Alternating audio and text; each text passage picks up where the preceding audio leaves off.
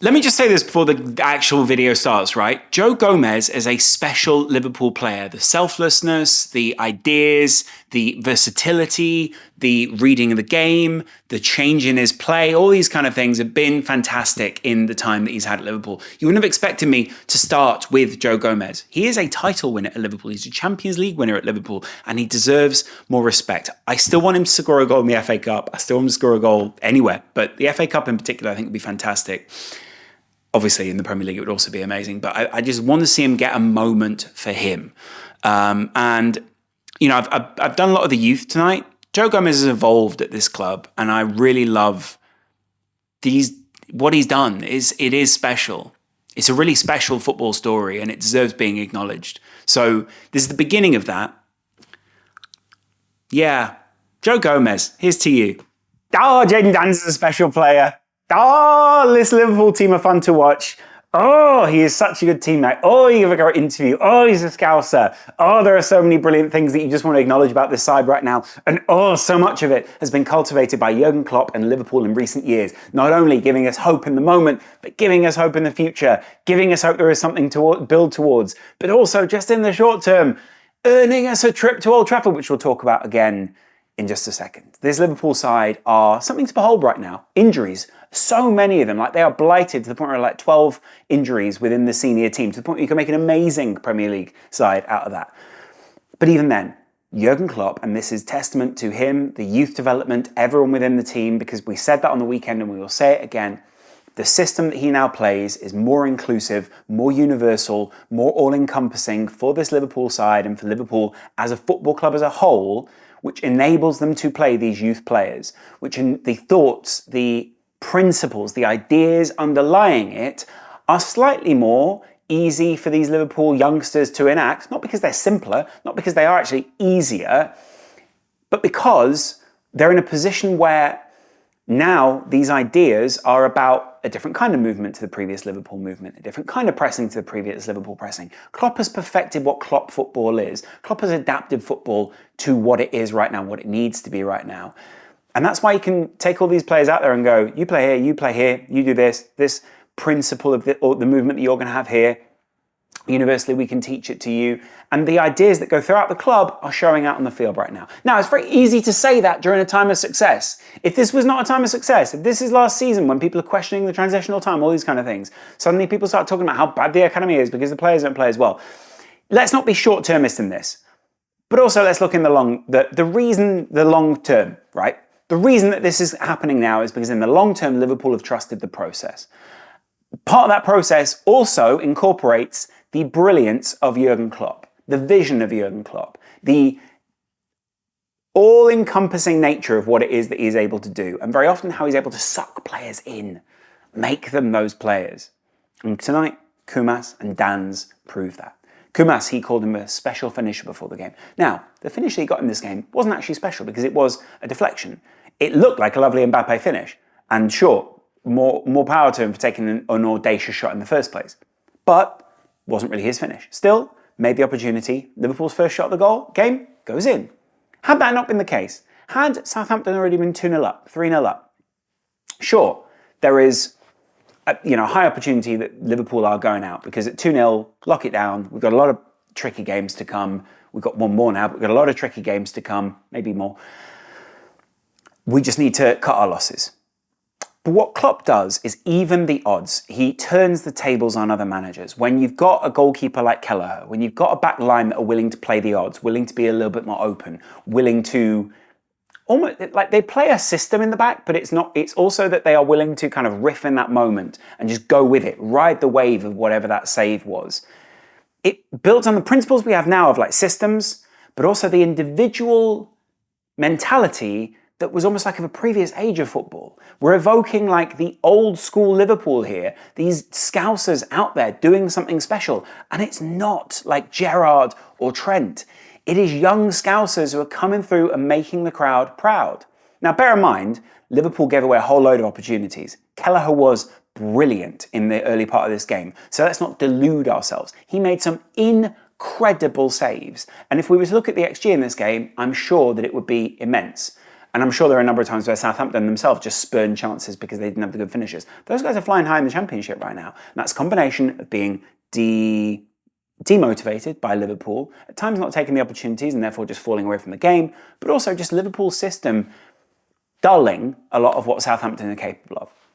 But that comes as Liverpool, and I'm going to get my laptop out here, as Liverpool played in midfield, Joe Gomez as a 6, then Bobby Clark on one side, James McConnell on the other, Connor Bradley at the right back, Jarrell Quansah at the centre back, Harvey Elliott, again not an academy product but someone that we bought very young, and Lewis Kumas, all coming through. That leaves us basically with a spine of senior players of Virgil van Dijk, Joe Gomez, Tsimikas is senior, sure, and Cody Gakpo. That's wild in this game, that they just beat arguably, obviously, a Southampton team that said we didn't want to have to play this game and all these kind of things. But still, doing that at Anfield, other teams will look at, and believe me, when I see other people being jealous on podcasts and saying things like, oh, you know, the average age of this Liverpool team wasn't actually all that low. Yeah, Endo's on the field, Virgil's on the field, there's a whole load of people who are older. That's not the idea. The idea is we're playing these youth and they're playing in these big games and delivering. Now, I love watching other people simmer and burn and whatever it is on their podcast. Great, let them do that. That's part of football, all right? And I'm sure I've done it for Manchester United and a load of other people in this time.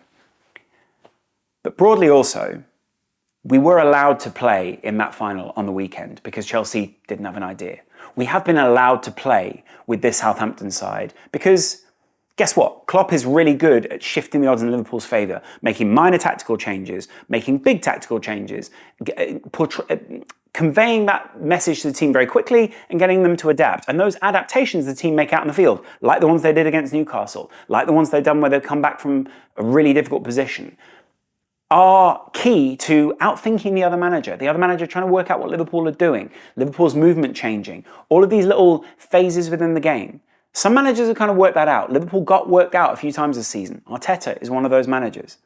City might be another one of those teams who are just waiting for this big game against Liverpool just to try to unload on us. Doesn't mean they will, but they will try.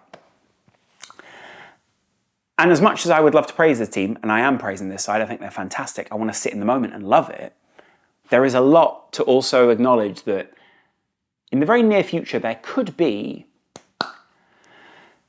a point where another team works it out. There could be another point where the teams that have been waiting for us, the teams that have time to prep, the teams that won't let us play in the way that Chelsea did on the weekend because they'll have a better tactical idea, the teams that won't beat a championship side who have got other things to focus on, like getting promoted to the Premier League, do say, hey, I'm going to stop this young Liverpool side. We're going to be physical in the right areas, going to be wily in the right parts of the field, and we're going to stop a young striker getting an easy run through on goal and an easy finish.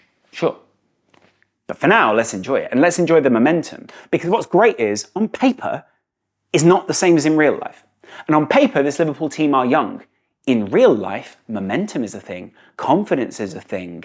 Experience is a thing. So while we're busy and there will be loads of podcasts who are going to name a load of people like they did after the weekend and go, hey, I didn't know this name. This guy's a virtual nobody. Going through those, go do your research. Don't just call them a nobody. Go do your research. Sorry. Within that, right, and this is the interesting aspect for me, these guys are building experience minute by minute, game by game, under one of the greatest managers of all time at Liverpool. It builds a great thing for this season. I can't speak on what it builds to in the future. There might be another manager that comes in, needs more experience. If it was Xabi Alonso, sure, he's brought on youth and he's brought on a number of young players, made them really confident. But that doesn't necessarily mean that he's going to do it with the entirety of this side. But there are some special talents within there who are helping relieve the pressure that Liverpool are currently under, a huge injury crisis. How much longer that can go on is another question. I'd love to know what you guys think in the comments. But with the confidence, with the momentum, with all these kind of things, I don't know. I feel like there's something, I feel like it's just, it's nice to watch. It's pleasant to watch. Let's praise it. Let's just enjoy what Liverpool are currently capable of. Because next up, we've got Forest. After that, we have Sparta Prague. I think after that, it's Man City. I've been offered some tickets to that game. And then it's Sparta Prague again. Then it's Manchester United, which kicks the Everton game back, which means that Liverpool have an even harder run. Then it's Brighton. Then it's Sheffield United, then it's Manchester United away again. Boy, guys, is that a run. Boy, is that a run. But we're living in the moment right now. Well done, Jayden. Your finishing, your movement, your vision were all incredible. And what I loved in the interview that Jayden just had with, was it Guy Mowbray? Out in the field on ITV was, he just simply broke it down, but shows this kid is just acting on an instinct. He's acting on preparation. He's acting on years of experience through weeks of coaching under Klopp now, through months probably of coaching under a Klopp system and a Klopp ideals. It's lovely to watch it come through. It's really nice to just go, wow, actually, yeah, if I look at that Liverpool starting lineup, I love watching Clark play. McConnell is good. I love that Joel Quansah is a player that when I now see him in the lineup, I just go, yep, there he is in the lineup. You can go, ooh, is that a weakness? I don't know. He's just in there. The same with Bradley and the same with a number of these players. These guys are proving valuable in a way that I think is difficult to prove a lot of the time, especially at a top side like Liverpool. We've seen really good academy players come through and not necessarily shine. And that in the past, that was frustrating. I really wanted Harry Wilson to be a really great player, but he just didn't fit in. There is transition, there is opportunity. With that in mind, we play Forest on the weekend in what? How many days? 4 days? 3 days? How many days? Well, how many days is the 2nd? Tomorrow's 29th, special day. So basically 3 days. Mad. Let me know how you guys are feeling. Are you feeling